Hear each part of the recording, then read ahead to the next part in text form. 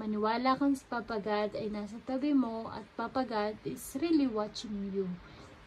And of course, don't forget that you believe in God, guys. Talaga, it's true. And of course, huwag mong kakalimutan ang dignity mo sa iyong buhay. Gumawa ka lang na mabuti at lumayo ka sa panganib, sa mga delikado. Kung alam mong hindi makakatulong sa'yo, parang hindi magandang mangyayari para sa'yo, umiwas ka na. Ikaw na mismo sa sarili mo ang mag-step away sa mga ganyan. Kaya, all you need is to chill and sit and eat your favorite foods. Kaya ito, nakaupo na ako dito at ako'y kakain na muna at gutom na din ako. Kauwi ko nga lang din talaga. At yan, lalaban natin ng kurtina para ma-change naman yung mindset natin.